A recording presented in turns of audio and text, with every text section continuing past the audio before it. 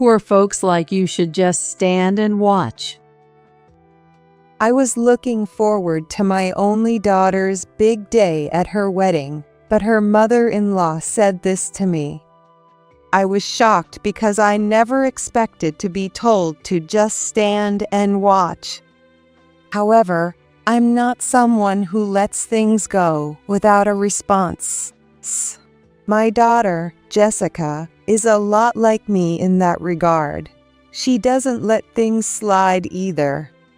That's why she stood up, confident and strong, and said, "Mom, let's go." "Yes, let's." There's no need to linger in a place like this. Besides, it seems this in-law family has no clue about their place. Since we're here, we might as well teach them a lesson. From now on, we won't be passive anymore. Our counterattack begins now. Watching her mother-in-law go half crazy within 10 minutes of our retaliation made me think, serves her right, but I have no intention of letting up just yet. If they think they'll keep ruling the roost, they've got another thing coming. My name is Trish. I'm turning 65 this year, but I'm still going strong. I work as a master brewer at a craft brewery. When you think of a master brewer, you probably picture a man. But nowadays, I'm glad to say, more women are entering the field. I used to be an ordinary woman, far removed from the world of craft brewing, but one TV show changed my life. After graduating from college, I got a job at a regular company. I met someone at work, and after an office romance, my daughter Jessica was born. Fortunately, I was able to take full maternity and parental leave, which allowed me to focus entirely on raising her. There was no greater happiness than spending time with Jessica as she grew up, but in quiet moments, I began to feel a small sense of unease, wondering if this was all there was to my life. My life was smooth sailing. I had a lovely child and a good job. Friends often envied me, but during my child's nap times, a sense of emptiness would sometimes creep in. It was as if a hole had opened up inside me. One day, while Jessica was napping, I was watching TV and got completely hooked on a program about craft brewing. The man being interviewed had originally been a businessman, but left his job to pursue his ideal craft beer. Listening to him talk, I felt a stirring in my chest. This might be what I've been looking for. My father was a craft beer lover, and when I lived at home, we would have a drink together almost every day. We would savor the different temperatures, pairings, and flavors. Each had its own unique depth and aroma. At the time, I drank without much thought, but looking back, I realized how remarkable it was. I was surprised by the depth of it all. Of course, I knew that the world of craft brewing was a male-dominated one, with only a handful of female master brewers. But that's exactly why I began to want to create craft beer that women could enjoy drinking. My family was supportive of my career change, helping with housework and picking up Jessica from daycare, something I still appreciate today. Thanks to their support, I was able to get a job at a craft brewery in the next town over. That town is known for having many breweries, and I found one that was looking to start something new. While I started from the bottom as an office worker and tour guide, I studied the ins and outs of craft brewing every day. Since I've always enjoyed studying things I'm interested in, I found a sense of fulfillment in this work that I hadn't felt before. But one day, my husband fell ill and passed away. He had supported and encouraged my desire to make craft beer, so I couldn't let his support go to waste. I worked desperately and finally became one of the few female master brewers in the country. I remember being overjoyed when I reached that milestone. Since I was a newcomer to the role, and female master brewers were not as common as they are now, my name didn't get much recognition. But it didn't matter to me whether my name was known or not. As long as the beer I poured my heart into reached the world and brought joy to many people, I couldn't ask for anything more. As my career took off, good news came in my personal life as well. Mom, I have someone I want to introduce to you. Jessica said to me shyly. I met him at a local event the other day, and this is the first time I'm introducing someone to you who isn't just a friend. Not just a friend? I caught on immediately from that one word. Wait, you don't mean? Yes, he's a wonderful man, and I can really see myself being with him for the long haul. I'm sure you'll like him too, Mom. On the day Jessica said that, I went to the meeting place and saw a man standing beside her. He was tall, with an impressive, dignified demeanor. Mom, this is the man I'm dating, John. The man, John, looked at me and greeted me with a warm smile. It was a perfect, movie star-like smile that he flashed at me. Although he said he was 40, with such a smart and graceful manner, I was sure women wouldn't be able to resist him. I'm so glad you could make it today. I've been wanting to meet you for some time now. We met at a local event. I never expected to meet such a wonderful person there, so I think it was fate. Oh, don't flatter me. You stood out to me right away in that crowd, Jessica. It seemed like they were reminiscing about how they met, and suddenly they started getting all lovey-dovey. Jessica had never had much to do with men before and was always focused on her work. As a parent, I was thrilled she had found someone she loved so much that she couldn't help but gush about him. During our chat, I found out that John is an only son and that he's likely to take over the family business in the future because he works locally. Oh, you have a family business? Yes, though it's nothing too impressive. If you don't mind, could I ask what kind of work it is? We run an inn. Lately, it's been getting busier, so I might have to step up as the next president soon. At that moment, Jessica suddenly went silent. It's wonderful that you're already thinking about your future. Since we'd just met, I decided to play it safe and stick to polite small talk. Well, because of that, Jessica has been helping out with our family business quite a bit. I guess you could call it training to be the lady of the inn. John said this with a smile as he took a sip of tea. At that moment, I thought I noticed Jessica's expression stiffen for a split second. Seeing that look, I had a bad feeling. Helping out? What do you mean? As I asked, John gently interrupted me. Oh, it's nothing major.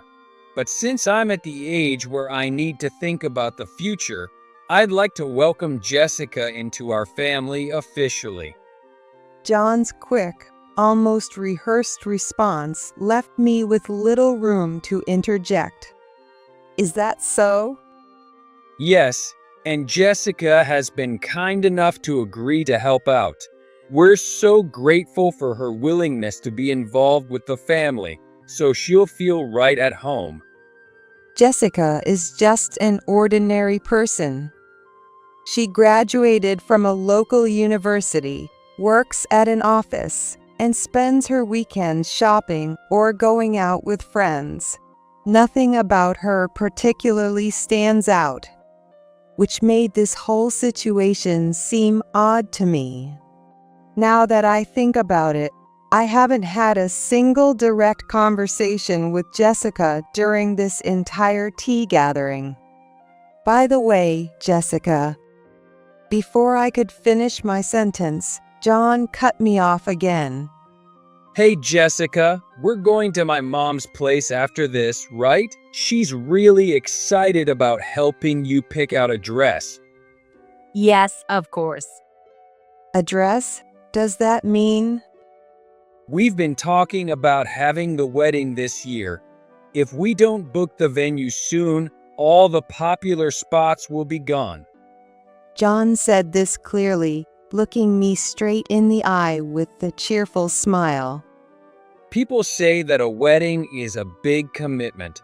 That's why we want to make sure it's a special day in a special place, surrounded by those who matter most.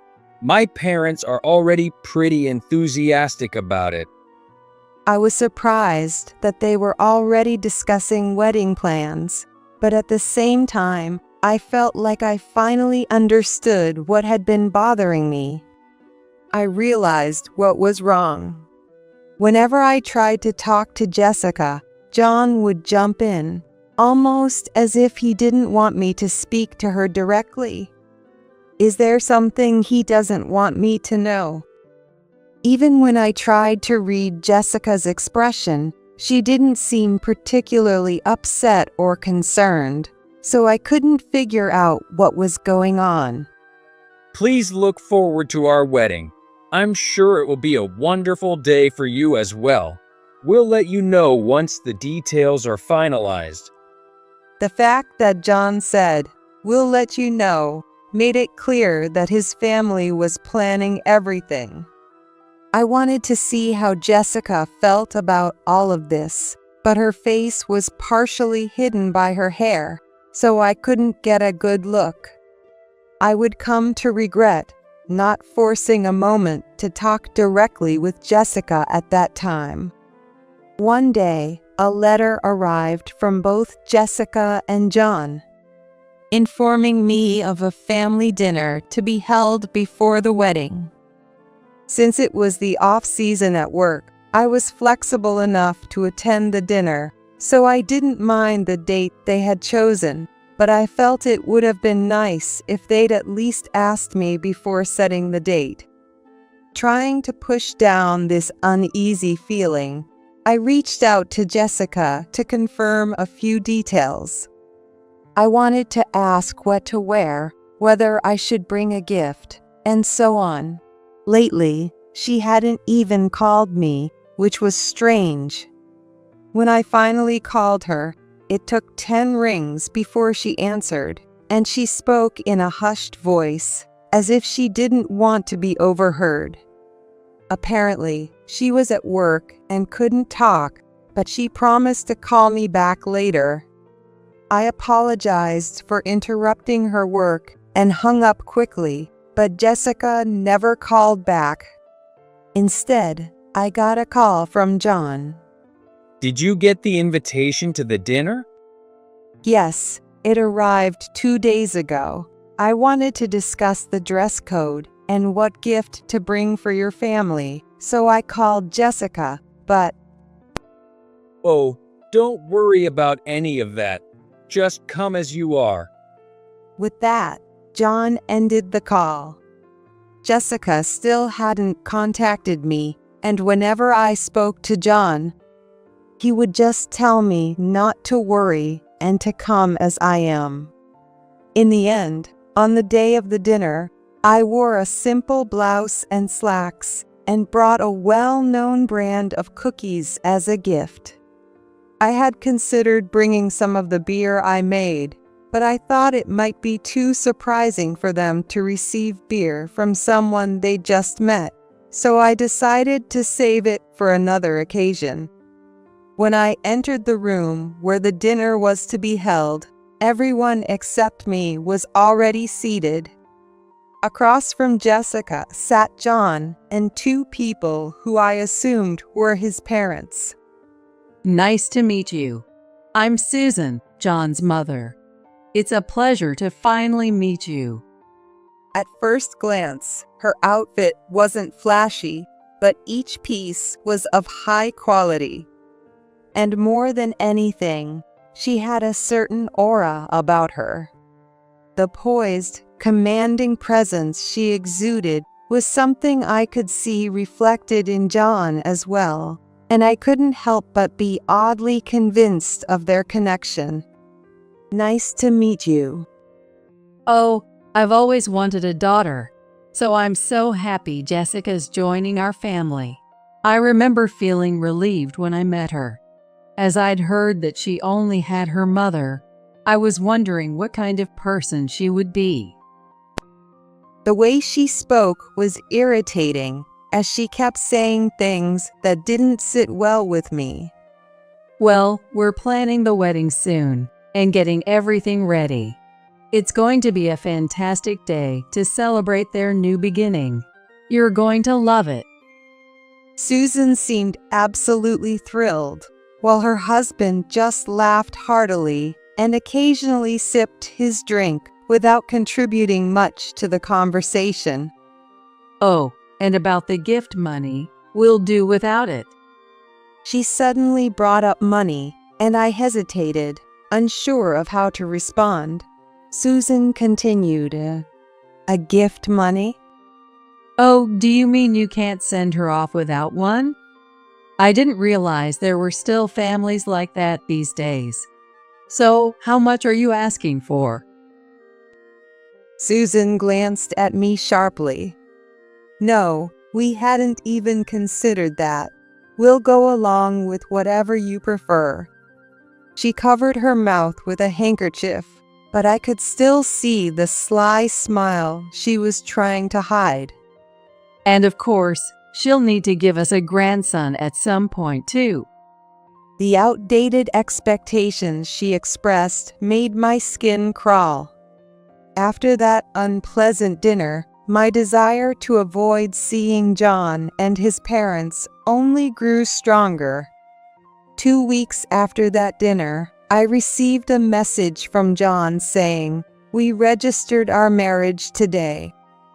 I would have preferred to hear this news directly from Jessica, but I suppose she's busy since she's quit her job and is now helping out at the inn, training to be the perfect bride. Still, I'm surprised at how arrogant John's family is, despite being the owners of a group of inns in the area. I'll attend the wedding because I want to see Jessica looking beautiful on her big day. But after that, I'd rather keep my distance from them. Even after the family meeting, I still couldn't reach Jessica by phone, and I would only get a few short texts late at night. Whenever I asked her anything, her response was always, "Sorry, I've been too busy to call." The brevity of her messages made me uneasy, like she was sending telegrams. At least I managed to find out the time and location of the wedding, but beyond that, I was completely in the dark. Despite getting married, Jessica didn't seem to have any of the joy or excitement one would expect from a bride. Is she really okay with this wedding? Even though Jessica has always been a bit reserved, I thought she might at least show some excitement about her wedding day. But on the morning of the wedding, I was still filled with worry. When I arrived at Jessica and John's wedding venue, I couldn't find my seat. I was fumbling around trying to figure it out when the ceremony began. As I hurried over to the family seating area, Susan approached me. Poor folks like you should just stand and watch. I was so taken aback that I couldn't comprehend what was happening. I never said you could sit, especially not in the family section. She looked at me with an expression that clearly said she couldn't believe what I was doing. Other people nearby just watched without stepping in to help. And some even had their cameras out as if they were excited to catch something entertaining. The audacity of it all was staggering. I never imagined that, at my age, I would be treated this way. It was as if Susan had planned this, anticipating my confusion. The other guests, all wearing matching ties and handkerchiefs bearing the inn's logo, glanced at me out of the corner of their eyes, as if waiting for my reaction. Some of them, who seemed to be employees from the inns, were even pouring beer for each other. As I looked closer, I realized they were drinking the beer from my own brewery. Something snapped inside me when I saw that. Noticing my reaction, Jessica stood up tall. The way she rose from the head table was so confident and poised that I couldn't help but admire her, even as her mother. Mom, let's go. Jessica walked over to me and spoke with a calm determination. I followed her lead and stood up. Yes, let's. I began walking toward the head table. I thought John glanced over at me for a moment, but I couldn't care less. I went straight to the drink bar next to it. I grabbed a large bottle of beer. The drink bar offered other drinks too, like wine and high-quality fruit juices. Jessica signaled to an attendant nearby, asking them to bring a container. I knew exactly what I needed to do. I started gathering all the bottles of beer from the drink bar and placing them in the container the attendant brought over. Then I asked the staff to carry the container outside. What do you think you're doing? I won't allow you to behave like this. Oh, do you want the beer that badly, Jessica's mom? Oh, I get it. You need the cheap stuff to get through this, don't you? Well, go ahead, take it. I calmly pulled out a piece of paper and a checkbook from my bag. I can't leave this beer with people who don't appreciate its value or take care of it. I then wrote down the official price of the beer on the check I had brought with me. I carefully crafted this beer and brought it as a special contribution to the wedding. I apologize if it's out of place. What's this supposed to be? A poor person writing a check? That's the most ridiculous thing I've ever heard. And what do you mean by carefully crafted? I didn't hear anything about that. John was visibly upset, looking utterly ridiculous, while Susan glared at me from the relatives' seats, waving her handkerchief. But I wasn't afraid anymore. As the creator of this beer, I can't leave it with people who don't understand its value. It's too painful to watch, so I'll be taking it back. What? The creator? What are you talking about? Susan's hand, which had been wildly waving the handkerchief, suddenly froze as she began to comprehend what I was saying. Without missing a beat, I continued. I'm the one who made this beer. As a master brewer, it's like my own child, carefully nurtured. I can't stand by and let it be mistreated, and as Jessica's mother, I can't tolerate this level of humiliation. This can't be true. That beer is from the brewery our inn always uses, and the master brewer was an old man, wasn't he? I'm the one running things as the next master brewer. Not knowing who you're dealing with shows a lack of interest in your own business relationships. The beer I held was one I had crafted specifically for this wedding. It's something special that comes around once in decades. I had made it with the hope that it would be worthy of celebrating my beloved daughter's new beginning. It was one of the few bottles made with a premium label and a serial number, something you wouldn't normally find in stores or bars. The guests who recognized the premium label were buzzing with excitement. It turns out that the beer I created, inspired by Jessica's wedding, had become known among enthusiasts as a legendary brew. Some guests had genuinely wanted to enjoy it, but I couldn't allow that as both the creator of the beer and as a mother. Please, calm down. Calm down. What do you mean by that? Well, you see, a lot of guests are watching. Just relax, okay? Please, have a seat. As he said this, he seemed to realize there wasn't a seat for me and began whispering to an attendant nearby, instructing them to place a chair in the family section. I could see everything from where I was standing. I couldn't stay silent any longer. Why did you even hold this wedding? I asked, looking John straight in the eye. Well, a wedding is to announce our marriage to everyone and to thank our parents for everything they've done. Oh, how wonderful. I'm so glad you turned out to be such a considerate child. Susan chimed in, expressing her joy without a hint of restraint. I understand now. John, looking relieved, turned to me with a microphone in hand. I'm glad you understand, Jessica's mom. Now please, take your seat. We have a ceremony to get on with. He tried to usher me to my seat as if nothing had happened.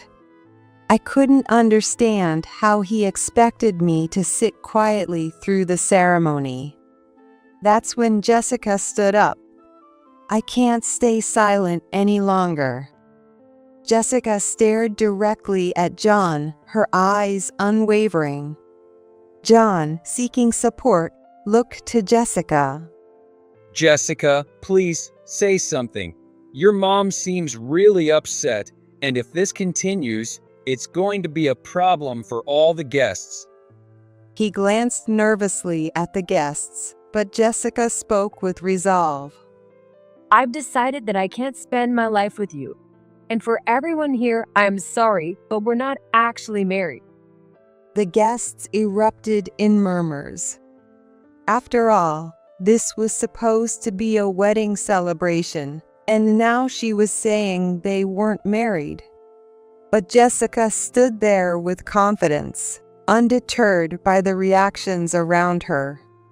With an air of confidence that she had done nothing wrong, Jessica turned to John and began to speak. And here's proof. She said, holding up some papers labeled dormitory contract. The photos Jessica showed us were shocking, like something out of a strict school rulebook, outlining detailed regulations, penalties, and even how to spend free time. When you showed me around the inn, I thought something was off with the employees. I never imagined it was because of these rules. The more I looked at the documents, the more unbelievable the company policies seemed. Rules like all cell phones are collected during work hours. PCs and phones are only allowed with permission in the dorm, and no social media use. Even today's high schoolers would find such rules unbearable. You were just trying to keep anything unfavorable out of the public eye, weren't you? And given the way you've been handling the books, I doubt you can talk your way out of this. No, this is all a misunderstanding, Jessica. But Jessica cut him off, looking as if she couldn't bear to listen any longer. She took off her necklace, brooch, and other accessories, placing them in front of John. I thought it was strange that our inn had such glowing reviews, but now I see it was because you silenced your workers. Manipulating information to boost sales is disgraceful. No, wait, just listen to me. Maybe I'll listen after you hear this. Jessica then played a recording on her phone.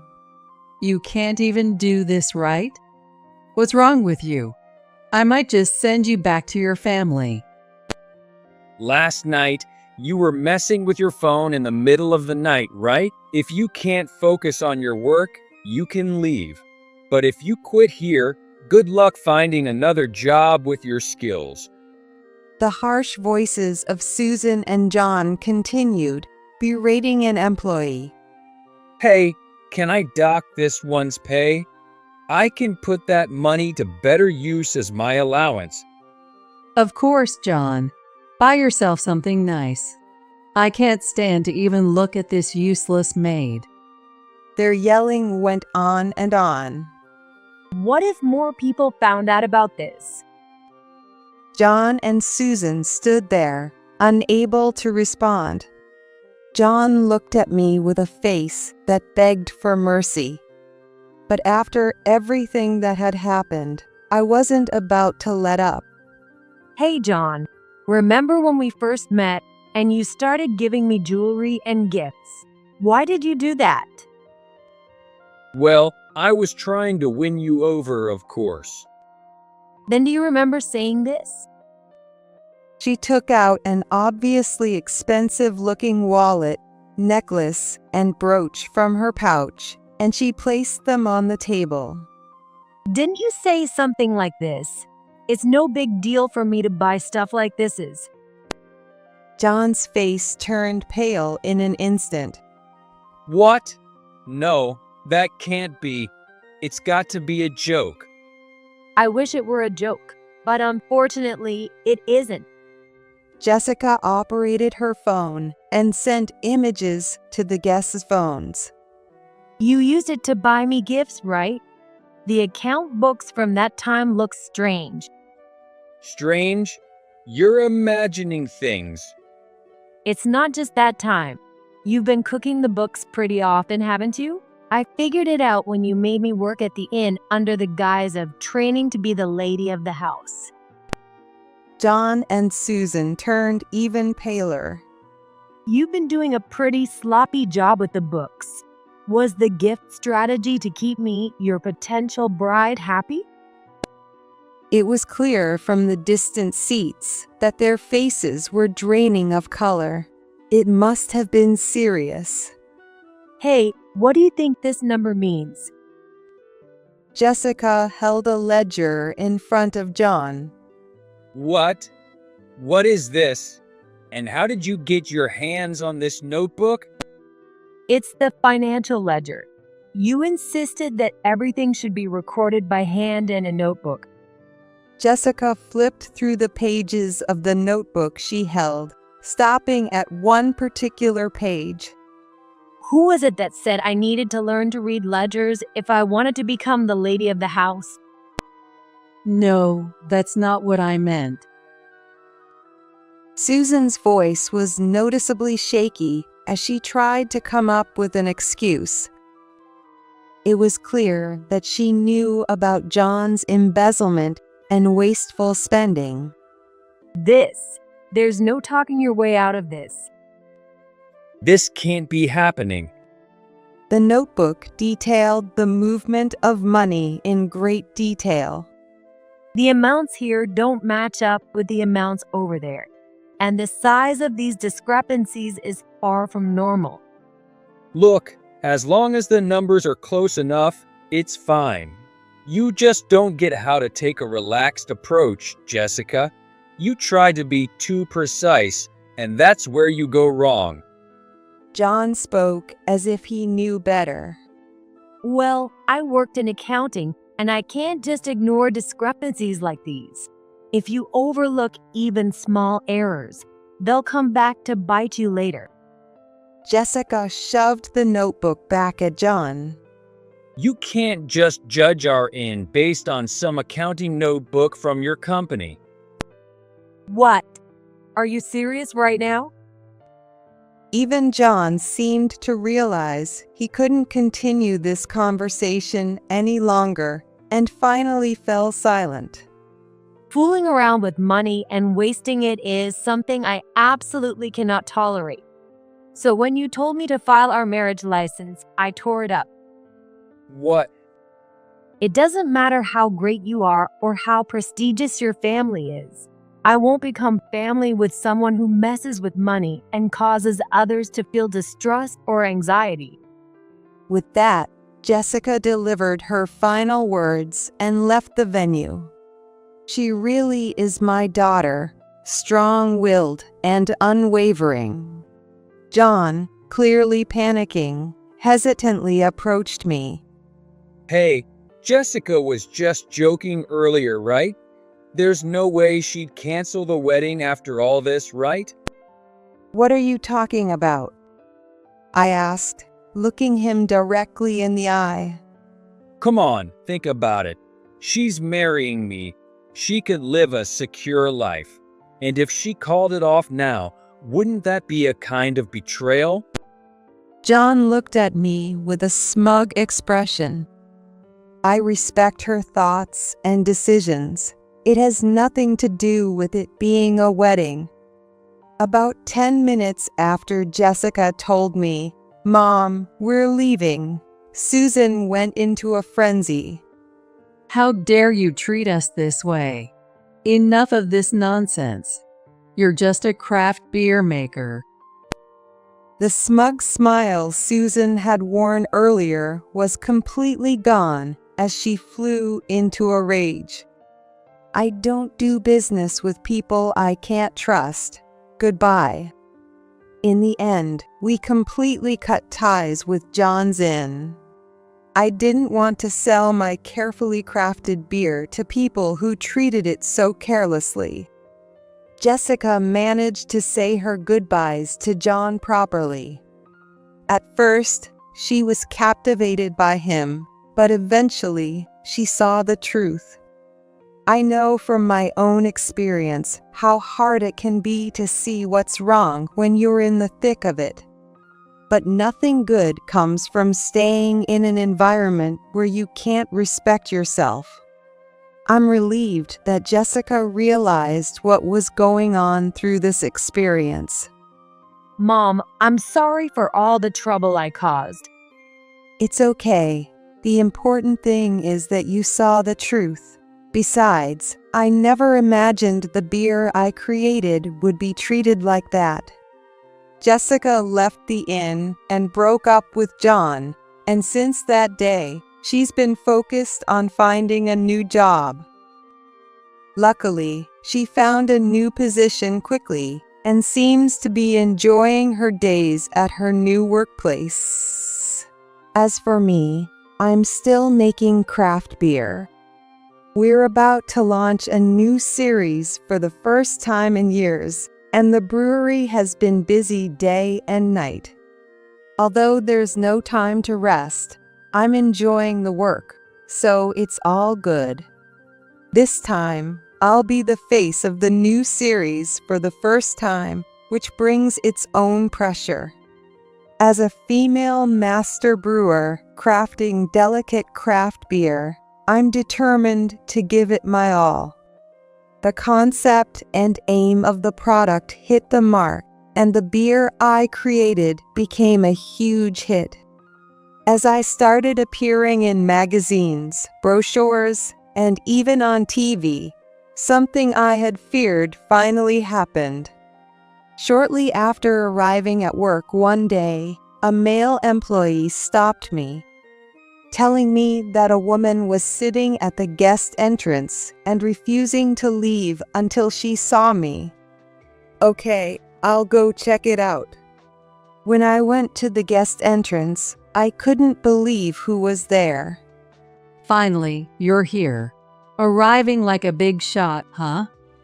I guess that's what happens when you're a famous female master brewer.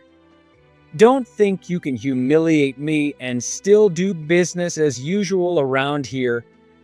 I've been ordering from this brewery since the previous generation. I could even offer you a big contract again. They were talking big, but they looked much more worn out than the last time I saw them. Their clothes, covered in lint, stains, and tears, made me feel sorry for them. Are you listening? I figured your brewery must be struggling without our inn's business, so I'm giving you a chance. How about responding? If you apologize now, I might consider continuing our business as before. You know what'll happen if you waste this opportunity, right? I took a deep breath and spoke to John. You are neither customers nor business partners. I expect you to stop this kind of disruptive behavior immediately. Susan grabbed my shoulder, almost as if she was about to attack me. How dare you speak to me like that? Do you know your place? She probably doesn't, Mom. She didn't get much education, so she doesn't know how to speak properly. Besides, this old brewery is bound to fail soon.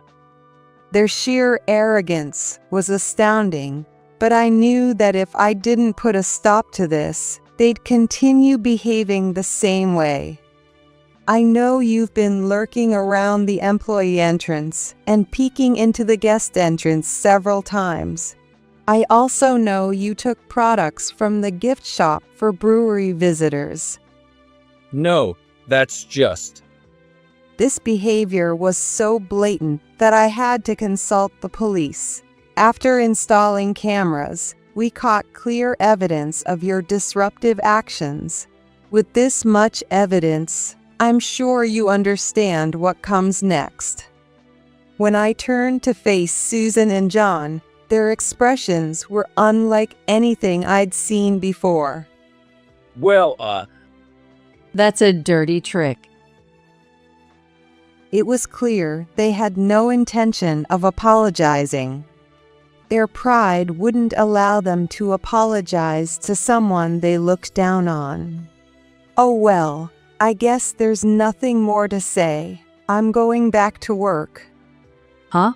But Anyway, I'll take my leave now. With that, I walked away from them and returned to my work. Afterward, I took the security footage, recorded conversations, and the store's shoplifting records to the police for consultation. As a result, Susan and John's actions were deemed malicious, and they ended up with criminal records. Naturally, the reputation of John's Inn Group took a hit as well. The inn business had already been struggling due to declining tourism, but this scandal among the management only made things worse. With so many bad reviews on travel sites, it's only a matter of time before the inn goes under. But that's none of my concern. I'm finally free of Susan and John's problems, and I've regained peace in my life. The craft beer I made has become a huge sensation, even attracting international tourists, which makes me incredibly happy as a creator. Now that our shipments are increasing and the brewery's name is becoming more recognized, I'm more motivated than ever to continue creating beer that people will enjoy.